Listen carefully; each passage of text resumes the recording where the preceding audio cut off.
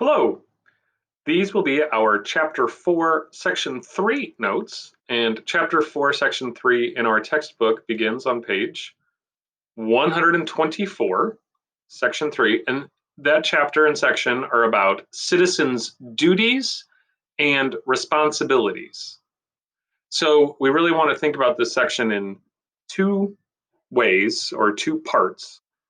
First, what are the duties of citizens of the United States? And then also, what are responsibilities of citizens of the United States? So, for the United States to work well, to function as a country, it has to have good citizens. The very first chapter we covered discussed being a good citizen. So, this section of chapter 4 discusses that more in depth. So, first, what are duties of citizenship? A duty is something that a person must do. So, I don't have a choice. I have to do the duties of citizenship, or I can get in legal trouble, for example. So, one of the first duties of a good citizen or a duty of citizenship is obeying the law.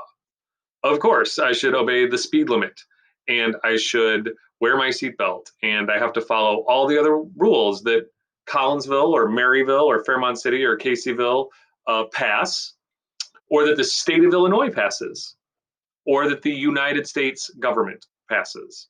So, all of the different laws to be a good citizen, I have to follow. If I don't follow, I can get a ticket. I could get arrested. I could be fined. So, I would pay penalties for breaking the law.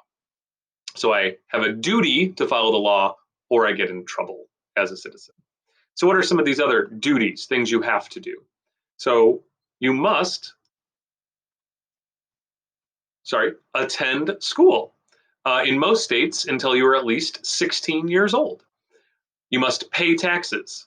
Most Americans don't like paying taxes, but most Americans like what those taxes buy. So, if you are on driving down a road, government paid for that road and it had to have money and it got that money through taxes. So while we may not like paying taxes, it is certainly a duty of citizenship. You have to do it.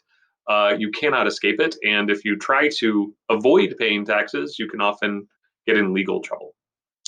Serving in the armed forces can be a duty of citizenship. It can also be a responsibility of citizenship, maybe something you should do or could do to show your citizenship. But in some wars, the United States government has had a draft.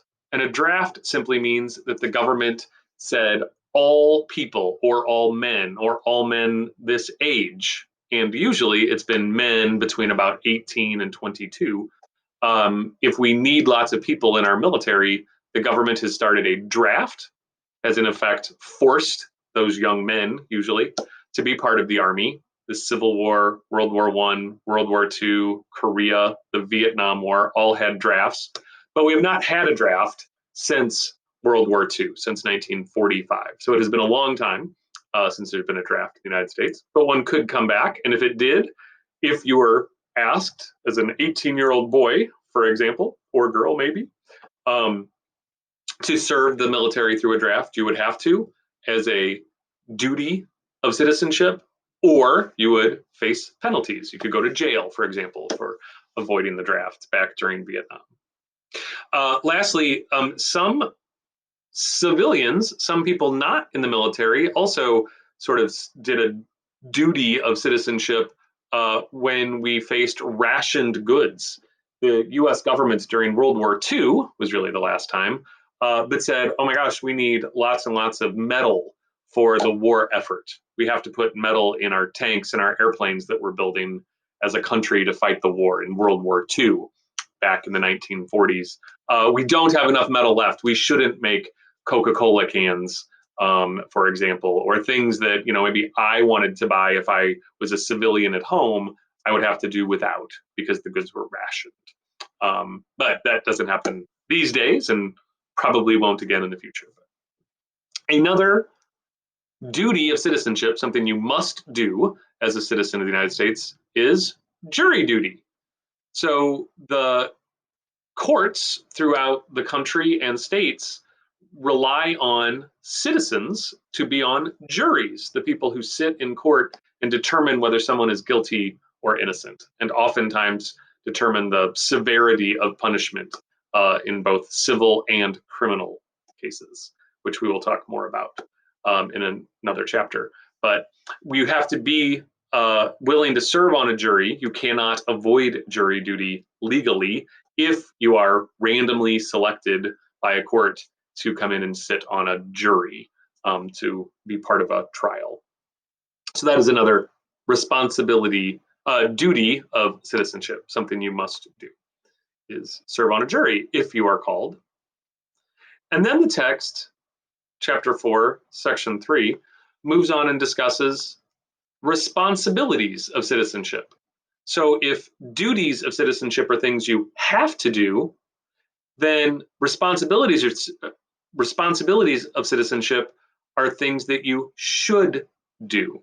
So you don't get in trouble by the law, you don't get a ticket or a fine or be put in jail if you don't do these things, but you should still do them for our society to work, for the United States to be as good a country as it can be. These are things that all citizens should do. And so the text then discusses voting.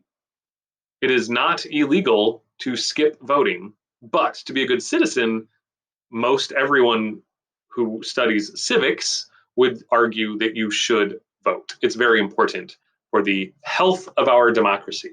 For the country to function properly, the more people that vote, the better, because then the more people's views are represented by who we elect.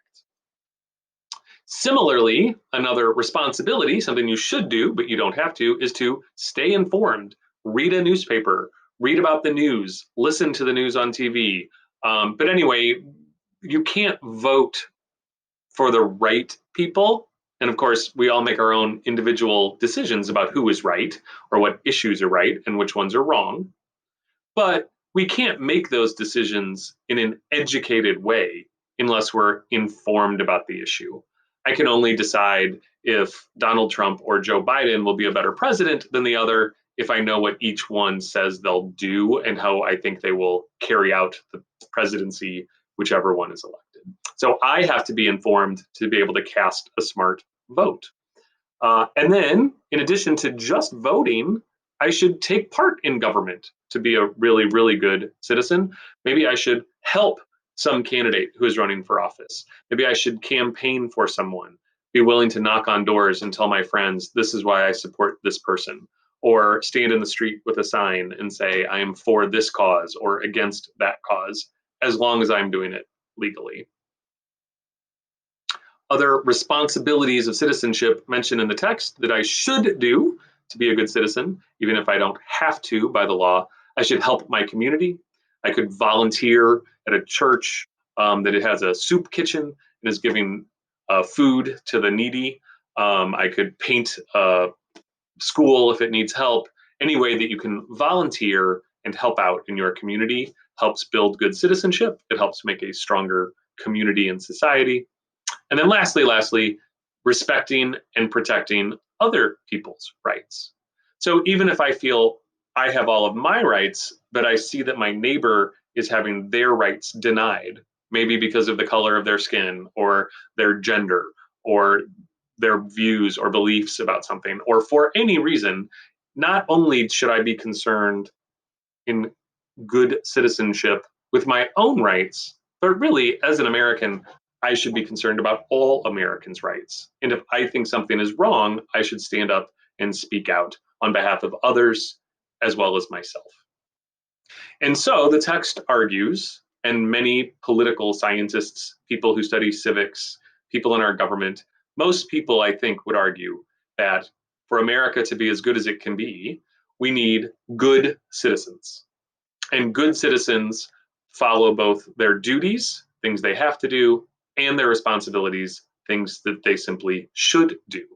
And so this is a good list of all of those things that we both must and should do to be good citizens. There are others. Are there other things you can think of that you think make a good citizen or changes you would make to this list? I hope we get a chance to talk about that. Thank you for listening to the Chapter 4, Section 3 notes, And that concludes chapter 4.